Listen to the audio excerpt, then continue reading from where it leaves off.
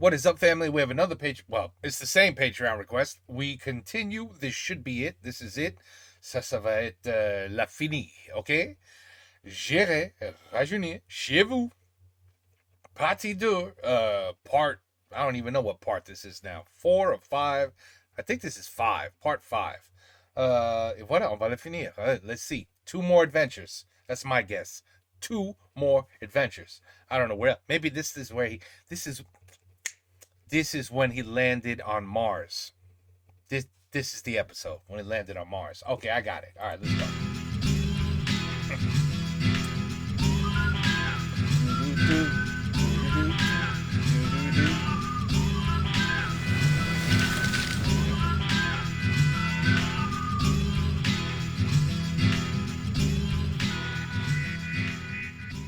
Bon, ça se voit pas forcément, mais là je suis un petit peu triste. Je suis un peu triste parce que bientôt on va se remettre à travailler. Alors c'est pas parce que ça m'embête de travailler, moi j'adore ça. Mais c'est que je vais être obligé d'arrêter de faire ces vidéos. Parce que il va falloir que je What? termine mon film. Oh. Et ça, Ah, le film. Ouais, je sais pas s'il fait quand même les je vais coucher chez vous. I don't know if he does those anymore. je suis très content aussi de le faire, mon long métrage. Mon premier film de fiction. J'irai mourir dans les Carpates. J'ai envie que vous puissiez le voir. Ouais. Mais je ne vais pas pouvoir vous raconter toutes les expéditions auxquelles j'ai participé, les films que j'ai faits, les documentaires. Et il y a encore plein de trucs que j'aurais voulu vous raconter. Oh my Parce God, que I'm quand sure. on va se balader en voiture sur le lac Baïkal, quand il est gelé et qu'on fait des centaines de kilomètres, ça c'est extraordinaire. Traverser l'Atlantique sur un voilier, c'est bien.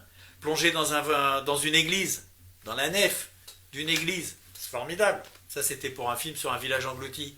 Repartir en expédition avec le radeau des cimes sur la canopée, sur les arbres. Qu'est-ce Ça qu'il ne aussi, fait c'était pas? terrible. Ou alors l'expédition au Venezuela sur les tépuis. Alors les tépuis, c'est des montagnes qui sont plates et les côtés de la montagne, c'est Oh, des merde. falaises. Qui fait que la végétation ou même la vie des animaux qui sont en haut Ça marche sont même complètement différents de ceux qui sont en bas. Et c'est un endroit où pratiquement jamais personne n'était allé quand on y est allé. C'était complètement vierge, quoi. C'était fou. Ben, ça, j'aurais voulu vous en parler. Look at that. Surtout que c'était une expédition sur les odeurs et qu'on a fait un film en odorama. Je vous raconterai ça, ben, je vous raconterai ça une autre fois. Alors, demain, je vous raconterai une très belle expédition sur un volcan, dans un volcan, le Niragongo, I told you. Remember I said the next one's probably going to be fire. République démocratique Ouais. du Congo. Mais bon, ça sera demain. Aujourd'hui, ce que j'ai envie de vous raconter, c'est comment je suis passé de derrière la caméra à devant la caméra. Et ben ça a été aussi compliqué qu'à chaque fois que je veux changer de direction. Parce que au début, je voulais être ingénieur du son. Avant, j'étais juste branleur. Donc, je voulais être ingénieur du son. Personne n'a voulu de moi. Bon. Après, j'ai dit, je veux réaliser des films. Personne n'a voulu de moi non plus. Et puis ensuite, je suis passé à la caméra. Là, c'était moi le réalisateur. Donc, j'ai pu passer à la caméra. Personne ne m'a embêté. Ensuite, j'ai voulu passer devant la caméra. Ce que je vais vous raconter aujourd'hui. Mais même quand j'étais passé devant la caméra, j'ai voulu faire une émission différente qui s'appelait J'irai dormir chez vous. Personne n'en a voulu. I don't know why. I think that show is amazing. Ça fait 15 ans. Et Excellent. puis après, j'ai voulu faire mon film de fiction qui va sortir bientôt. Ça n'a pas été facile non plus. Mais bon, vous voyez, je ne m'arrête pas comme ça. Alors, pourquoi est-ce que je voulais passer devant la caméra? Parce He never gives up. qu'à la limite, on peut très bien vivre sans passer devant la caméra. Alors, évidemment, il y a sûrement un problème d'ego. Parce que les gens qui disent non, moi je voulais pas le faire, on m'a poussé. Je pense qu'il n'y a pas beaucoup de monde à qui c'est arrivé. En général, c'est qu'on a envie d'y aller.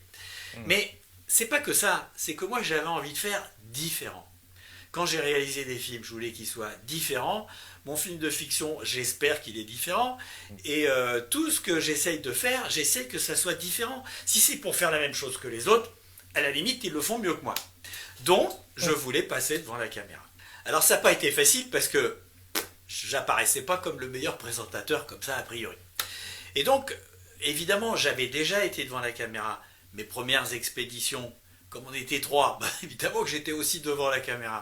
Et puis même dans les grandes expéditions, je me débrouillais pour me filmer un petit peu, me mettre à un endroit. Et puis, je faisais aussi des choses que malheureusement j'ai pas avec moi, mais je faisais aussi des interventions face caméra comme un journaliste. Mais bon, ça a toujours été coupé. Donc, j'avançais, je me battais pour passer devant la caméra. Mais un jour, face à cette insistance, il y a quand même quelqu'un qui m'a donné ma chance. Alors cette personne, c'est Jean-Louis Burga, pour une émission qui s'appelait Zone Sauvage. La semaine prochaine, je serai en Allemagne, en Bavière. Ça sera certainement plus calme qu'ici, mais beaucoup plus froid. Et justement, on va voir comment les animaux résistent au froid et comment ils passent l'hiver. En tout cas, l'île d'Ouessant, par grand vent, ça vaut vraiment le coup d'œil. À la semaine prochaine. Et là, j'ai été vraiment présentateur sur les animaux. Ouais. J'ai quand même fait un certain nombre de films sur le sujet.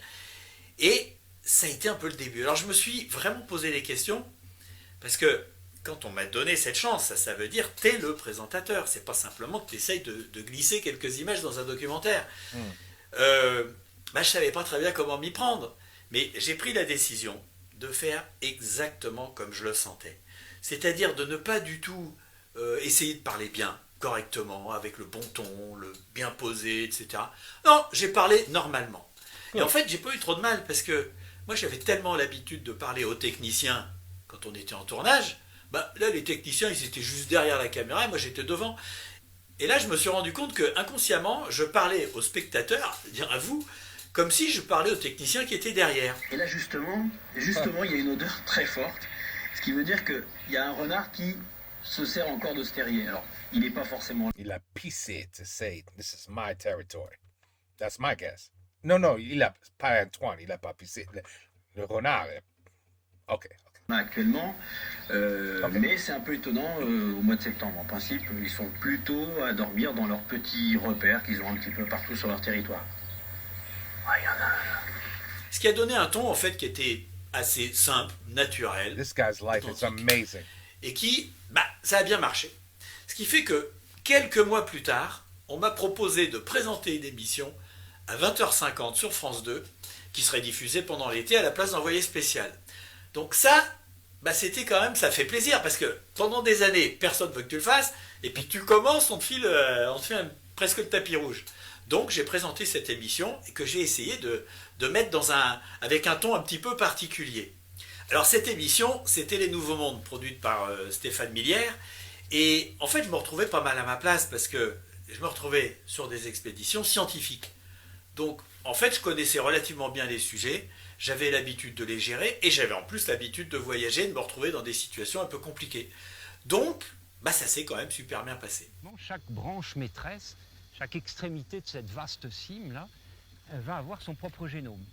Est-ce que ça veut dire qu'une branche et une autre branche n'ont pas le même ADN? Exact, ils n'ont pas le même ADN. Mais moi, ce que j'ai essayé de faire, c'est de rajouter de la fantaisie dans cette émission. Bonjour, excusez mon chien. C'est l'heure du déj. Vous voulez essayer? Bon alors main gauche ou main droite? Oui, en fait, ça dépend de celle que je veux perdre, quoi. Donnez-lui rapidement. Attention à votre main. C'est quelque chose, hein. Et je sais pas, de l'autodérision, parce que, en fait, quand tu as envie de te foutre un peu de la gueule des gens, le mieux, c'est de foutre de ta gueule à toi. Parce que personne ne pourra te le reprocher. Et puis, en général, on fait ça mieux que quand on plaisante sur les autres. Cette semaine, pour les Nouveaux Mondes, je suis au Népal. Alors, le Népal, il y a les montagnes, Wow, look at him. la Varap, et puis il y a également les forêts. Donc, on se retrouve jeudi à 20h50 sur France 2. Et je descends. Il est mieux qu'un singe. Alors, il y a eu plein de petites choses aussi que j'avais faites, Wow. qui étaient décalées, qui n'étaient pas tout à fait à leur place. Mais je me souviens que sur l'épisode Maroc, on avait loué une 205. Et moi, je me suis amusé à faire des espèces de cascades, on va dire, pour que je ne sois pas juste un présentateur de télévision, bien propre, bien carré, mais que ça donne un ton. Alors, malheureusement, ils n'ont pas tout passé à la télé, mais j'ai gardé des copies, alors je vais vous montrer. Merci beaucoup. Sympathique. Allez, j'y vais. Wow, very nice. He's got a lot of skill.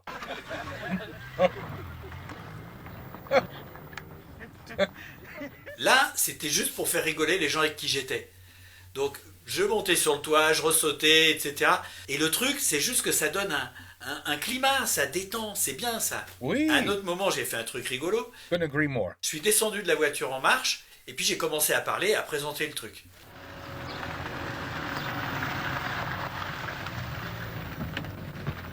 Eh bien, pour commencer, je vais rencontrer Hassan Liman. Il est archéologue, il est conservateur en chef du site de Volubilis. Et pour découvrir la cité, Bah, je pouvais pas trouver mieux. Bon, je reconnais que j'ai quand même pris quelques risques parce qu'il n'y avait personne dans la voiture. Donc si je ratais mon coup, bah, je sais pas très bien comment ça serait terminé. Non, et puis alors le truc le plus marrant que j'avais He does live dangerously, we know that. fait sur cet épisode, c'était le plateau de fin. Parce que bah, je me suis amusé avec la voiture. Et bien voilà, c'est la fin de cette émission. C'est également la fin de la série des Nouveaux Mondes. Et puis, comme c'est aussi la fin de l'été, eh ben c'est à mon tour de prendre des vacances. À très bientôt, j'espère. Au revoir. Dukes of Hazzard. Oh,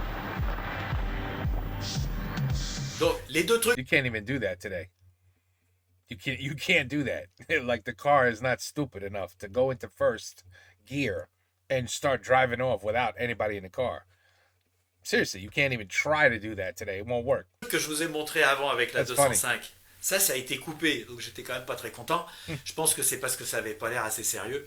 En revanche, le plateau de fin, ça, ce dernier démarrage avec la voiture, ça s'est passé parce que il y en avait qu'un seul. J'avais pas fait de version alternative, donc ils ont bien été obligés de me passer. Et donc après, j'étais quand même reconnu comme présentateur.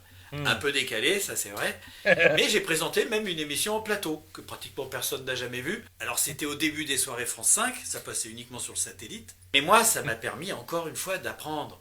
Et d'ailleurs, je me souviens très bien qu'à ce moment-là, ils trouvaient que j'étais pas très bon. Et je vais vous dire la vérité, ils avaient raison. Et donc ils se sont dit, on va le mettre dehors dans son environnement, parce que là, il va être meilleur. Mais moi, je me suis dit, attends, c'est une émission, il n'y a pas grand monde qui la voit. Et autant que j'apprenne. Donc j'ai dit non, c'est beaucoup mieux en plateau, c'est beaucoup mieux à l'intérieur. Pourquoi ? Parce que je savais que j'étais pas très bon. Et donc, c'est comme ça que j'apprenais. Et j'en ai fait quand même une trentaine. Et à la fin, j'étais devenu tout à fait au niveau. Voilà. Tout Look at ça him. pour dire que, en fait, il faut vraiment persévérer. Il faut pas lâcher. Excellent advice. Il y a plein de techniques, plein de manières de persuader les gens de te faire confiance. Mais c'est vrai qu'en résumé, plus tu veux changer, plus tu veux faire quelque chose qui est original, plus tu veux changer de direction, plus tu veux faire quelque chose qui n'est pas ce à quoi on est habitué à te voir faire. Je me suis vous avez compris. Eh ben, plus tu veux changer, plus c'est difficile. Mais moi, je m'en fous parce que il n'y a rien qui m'amuse autant que d'essayer de faire quelque chose que tout le monde pense que c'est une mauvaise idée. Voilà. Et j'ai pas fini, je vais continuer. C'est excellent. I love it. This is why we love you. This is why we love you, Antoine. Faites-moi confiance. Bon, enfin bref, on se retrouve demain et là je vous raconterai une dernière expédition, celle du Niragongo dans un volcan. Ça, c'était vraiment incroyable. À demain. À demain. À demain. Eh ben, demain, c'est aujourd'hui. Alors, voilà. Tell us about the volcano. Go ahead, tell us. I imagine this is it. J'ai l'impression que il va être temps d'aller chez le coiffeur. Alors pour terminer, je vais vous raconter une belle expédition encore. C'était en 2003 en République démocratique du Congo. Alors à l'est du pays, il y a un énorme volcan qui s'appelle le Niragongo. Et en 2002, donc un an avant, il est entré en éruption. Une éruption qui a été très impressionnante et terrible parce que des coulées de lave ont traversé la ville qui se trouve pas très loin. Et la ville, c'est Goma, qui abrite 400 000 habitants, donc une très grande ville. 400 Et elle a 000. été parcourue par des coulées de lave qui ont traversé la ville. Donc ça a été l'apocalypse. C'était vraiment terrible. Et un chercheur français qui s'appelle Jacques Durieux, un volcanologue, a décidé donc en 2003 d'aller, d'une part, étudier le volcan qui s'était calmé, et surtout d'aller prélever un échantillon de lave dans le cratère du volcan. Donc nous, on est arrivés dans la ville de Goma. On voit que la ville a été ravagée. Je veux dire, les gens sont en train de reconstruire des maisons qui sont en bois. C'est vraiment des abris. C'est vraiment une région qui est très, très durement touchée. Parce que, un, il y a le volcan. Deux, il y a la guerre. Et trois, il y a une extrême pauvreté. Ils ont par exemple, pour se déplacer, ils ont des espèces d'énormes trottinettes en bois sur lesquelles ils mettent 100 kilos. Et avec ça, ils dévalent des pentes alors qu'il n'y a quasi pas de frein. Enfin, vraiment, il n'y a que quand tu es poussé et que tu n'as pas d'autre choix pour te retrouver dans des situations pareilles. Alors ensuite, nous, on a fait l'expédition proprement dite. C'est-à-dire monter sur le volcan pour aller récupérer un échantillon de lave à l'intérieur, tout au fond, dans le cratère. Alors il faut que je vous parle un petit peu de ce volcan parce qu'il est absolument énorme. 3000 mètres de haut. Donc déjà, c'est très très très haut, quoi. Et le cratère est profond de 800 mètres. 800 mètres, pour vous donner un petit peu une idée, c'est 2 fois et demi la hauteur de la tour Eiffel. Et pour aller chercher cet échantillon de lave, En fait, il a fallu monter sur le cratère. On s'est installé, parce que là, c'était vraiment une grosse expédition, on s'est mis sur le bord du cratère, donc c'était complètement en pente, et là, on a installé les tentes, parce qu'on savait qu'on allait rester plusieurs jours. Alors évidemment, le lac de lave étant 800 mètres plus bas, on ne pouvait pas aller récupérer un échantillon de lave sans descendre dans le cratère. Et là, on est vraiment rentré dans un univers absolument incroyable que moi, j'avais jamais vu. Déjà, tout est gris anthracite, très sombre. Et puis surtout, il faut descendre là-dedans. Et en fait, les parois de l'intérieur du cratère sont super instables. Ça se casse la figure en permanence. Quand tu commences à descendre, ça glisse, ça se dérobe sous tes pieds, etc. Donc, premier truc qui a été installé, c'est des cordes. Des cordes, quand c'était pas trop en pente, on se tenait aux cordes. Et puis, il y avait des moments où c'était carrément vertical. Et là, il fallait se descendre avec les techniques classiques. Mais le cratère, il n'est pas simplement en forme comme ça, de cratère, de V. C'est qu'en plus, il y a une sorte de plateforme, les restes d'une plateforme, qui forme un anneau plat. Et en fait, ça, c'était un lac de lave qui était monté il y a quelques dizaines d'années, et puis qui s'est refroidi et qui a durci. Mais il a commencé à s'écrouler, à s'effondrer par le centre. Et maintenant, il ne reste plus qu'un anneau qui fait le tour. Et c'est là-dessus qu'on a installé un deuxième camp, un camp avancé, où on a passé plusieurs nuits. Alors là, ça a quand même été assez extraordinaire, parce que, évidemment, on est allé voir le lac de lave qui était plus bas. Donc, tu t'approches, tout prudemment, jusqu'au bord de cet anneau, où là, enfin, tu vois vraiment le lac de lave. Et là où c'est assez terrible, c'est que en permanence, cet anneau s'effondre. Donc, c'était hyper dangereux. Yeah. On a bien d'avoir un gros effondrement. À l'ouest, c'est pas habituel. C'est une fracture qui travaille et l'effondrement fait descendre tous les blocs dans le lac. Donc il y a des réactions violentes au niveau du lac quand ils reçoivent ces blocs de lac froide. Là, le panache se calme un peu, mais la paroi fume toujours. Wow. Si quelqu'un en haut peut appeler l'observatoire, j'aimerais bien savoir si on enregistre en ce moment des séismes de fracturation. Alors quand on se baladait sur cette plateforme, c'était hyper dangereux. Bon, quand on allait au bord, près du lac de lave, là, effectivement, on savait que ça risquait de s'effondrer. Donc ça, c'était clair. C'était dangereux. But we already know you have no fear, so it's okay. Mais il n'y avait pas que ça. C'est pas un problème. C'est-à-dire qu'à certains endroits, il y avait des crevasses. Et des crevasses qui n'étaient pas toujours visibles. Parfois, elles étaient recouvertes de cendres et tu ne les voyais pas du tout. Et certaines pouvaient faire 3 à 4 mètres de profondeur. Et avec, en plus, une particularité, c'est avec des dégagements de gaz qui étaient à plusieurs centaines de degrés. Donc ça veut dire que par endroit, il y avait des crevasses dans lesquelles tu pouvais tomber, qui étaient à plusieurs centaines de degrés. Donc c'était vraiment super dangereux.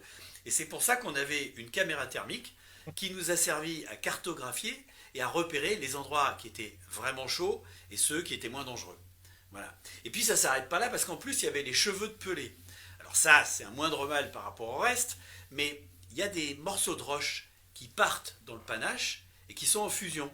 Donc on imagine des lamelles, des fils de roche en fusion qui se refroidissent avant de retomber. Mais du coup, quand ils retombent, en fait, c'est des fils de pierre, de roche qui sont mais comme des aiguilles. Donc Never heard about anything about that sort of thing. Donc ça peut rentrer sous la peau, puis surtout ça peut rentrer dans les yeux. Ah ben c'est merveilleux, ça rentre dans les yeux. Donc par moment, quand on les sentait retomber, on avait à ce moment-là des lunettes qui étaient complètement fermées. Ouais. Ah, c'était pas simple du tout cet expé. Alors aussi, ce qui a été particulier, c'est de dormir sous la tente dans le cratère. Parce que en fait, ça se passe comme ça. Il y a un panache de fumée qui sort du cratère et qui monte. Alors, tant que tu n'es pas dans le panache, en fait, tu respires bien. Il y a bien sûr des petites fumerolles, d'acide, de je sais pas quoi, mais bon, ça va. Mais par moment, tu as le vent qui rabat le panache dans le volcan. Alors à ce moment-là, tu te trouves dans un nuage de fumée, tu peux plus respirer. Donc, on a les masques à gaz. Le masque à gaz, c'est vraiment bien, avec des cartouches sur les côtés, tu mets ce truc-là. C'est étonnant, parce que tu étais en train de suffoquer, et d'un seul coup, tu te retrouves comme à la campagne. Et donc, quand tu dors dans la tente, tu es à l'abri, et tu t'endors. Sauf qu'à un moment, il y a le vent qui rabat le panache dans le cratère, et d'un seul coup, l'air devient totalement irrespirable. Donc là, tu es dans le noir, tu essayes de trouver ton masque à gaz, que tu as laissé évidemment juste à côté de ta tête, tu le mets, ça va bien, tu te rendors. Sauf que, 1 heure après, peut-être 2, j'en sais rien, tout à coup, tu transpires là-dessous, c'est jambon sous cellophane, donc tu l'enlèves, et puis tu sens, et en fait tu t'aperçois que le gaz est parti. En général, il reste pas longtemps. Et donc tu te rendors. Sauf que Le vent est reprend. une heure après, une demi-heure après, en fait, t'en sais rien. D'un seul coup, le panache revient dans le volcan, et hop, rebelote. Et ben quand tu passes 2-3 nuits comme ça, t'es vachement fatigué. Vraiment. Là, ici, c'est un peu l'enfer parce qu'on a passé la nuit dans les gaz et dans la tempête. Il y a les cendres qui volent partout. On a passé la moitié de la nuit avec les masques à gaz. Là, c'est plus possible. C'est vraiment trop dur. It looks On exhausted. déséquipe et on part aujourd'hui. On revient travailler dès que les conditions seront meilleures. À toi. Ok, pas de problème, à tout à l'heure, terminé. Et Wow. pour récupérer l'échantillon, donc encore 400 mètres plus bas, le seul moyen, ça a été d'installer une corde en travers du cratère pour pouvoir placer une poulie au-dessus du lac de lave et ensuite faire descendre une corde. Et au bout de la corde, il y avait une chaîne pour la tremper dans le lac de lave et la remonter avec des échantillons. Mais le problème, c'est que au bord toujours de cette plateforme annulaire, eh bien, il y a des énormes blocs qui empêchaient de mettre en place la corde.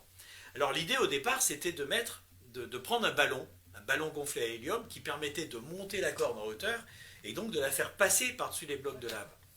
Mais on a eu des conditions tellement impossibles qu'en fait, on n'a pas pu l'utiliser.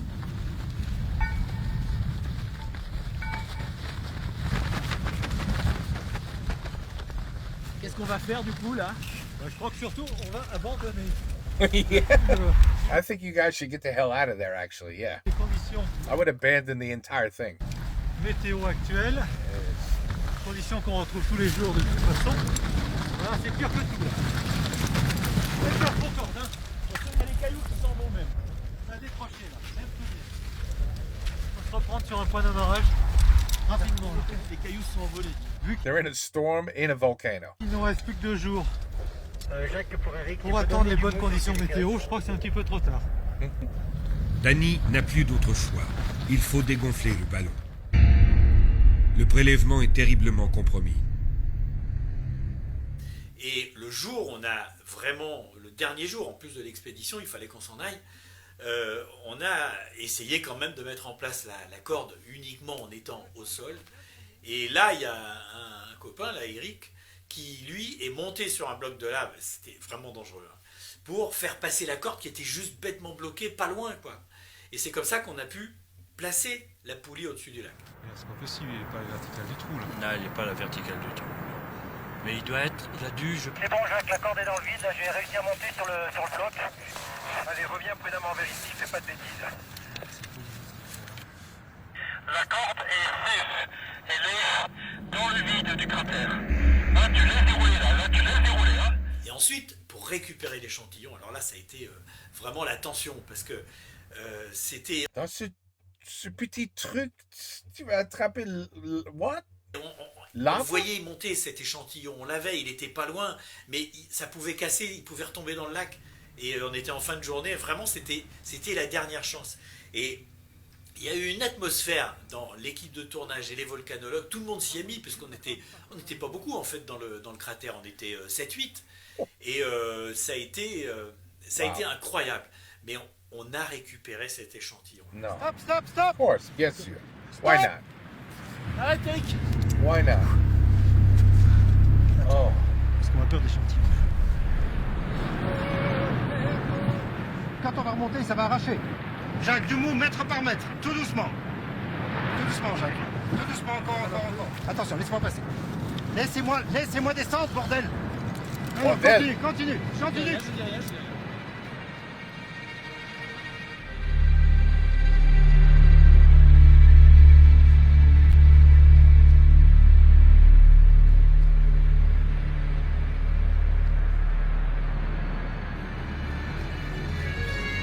Dire de donner du mou à fond là. Je vais donner du mou à fond maintenant, vous pouvez avancer carrément.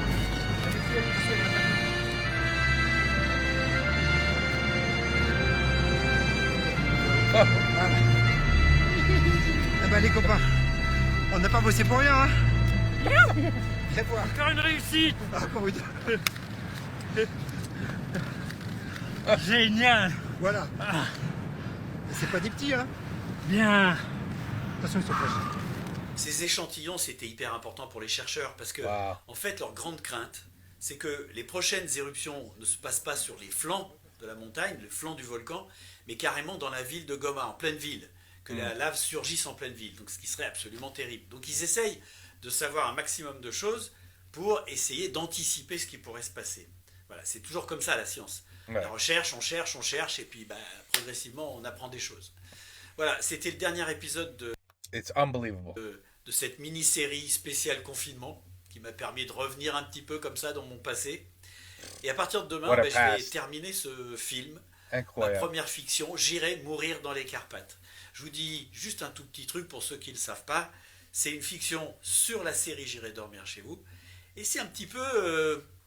qu'est-ce qui se serait passé si moi un jour j'avais disparu? Voilà. Donc c'est une vraie fiction avec Alice Paul, Max Boublil et d'autres. I wonder what he means by that.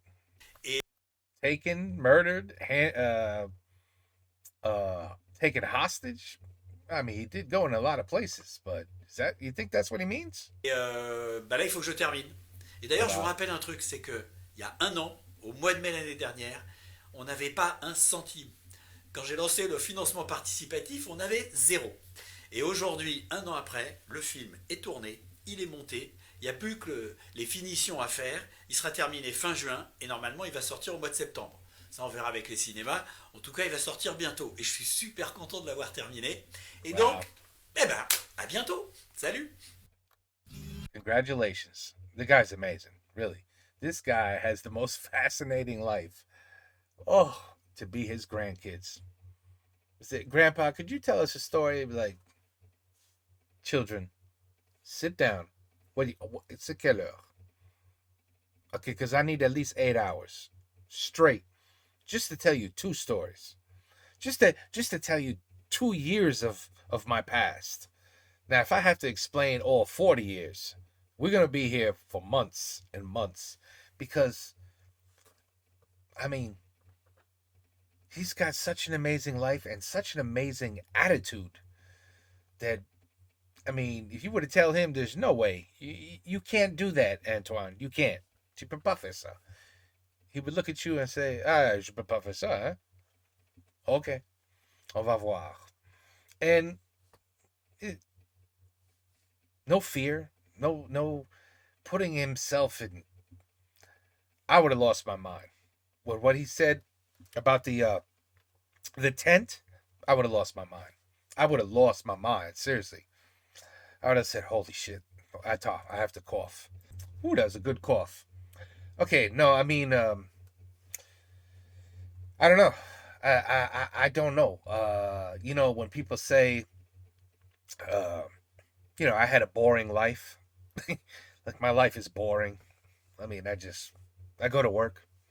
I come home. Take care of the family. You know, everybody eats dinner. You watch some TV. You go to sleep. And you go to work again tomorrow. And you do that all of the time. Day after day. Year after year. Decade after decade. Antoine is the exact opposite of our lives. The exact opposite. Antoine's life is holy. What are we doing next week? What? We're going to go look at the Titanic under the ocean? Oh, well, let's go. What are we doing? Oh, we're going to go in the mountains and we're going to ski and we're going to search for ice. We're going to search for Yeti. Okay, no problem. We'll go up there. Let's do it. Next month. I mean, every month is an You know what? Indiana Jones. Voila. This is Indiana Jones Maximi. Indiana Jones, Antoine Maximi. I mean, it's incroyable. His life is really, you could just make a book. You could make a movie about him. About him. You just make a movie about him. Not about je vais coucher. Chez vous. I always want to say avec vous. No, chez vous. And remember, I think I said that, as a matter of fact. In one of those episodes, I said, you know what? You could make a movie about this. And he did. But I mean a movie about him, the person. And everything this man has done with no fear. And, you know, and just like he said, to persevere, you know, don't ever dare tell him you can't do something. That's it. He's one of those people. You don't tell somebody like him. That's a bad idea. I don't think you could do that. You just don't do it. You don't do it. But anyway, it was a pleasure. It's fun. Hopefully there's some more, dormir chez vous episodes. I don't think we did them all, right? There should be plenty more. I know he stopped. I mean, he's getting old. I understand. But in the earlier ones, I mean, I'm sure we're missing some. Anyway, it was a pleasure. Five parts for this. So, yep. But it's done. And now we get to the next one, okay? Take care. Peace out. À la prochaine.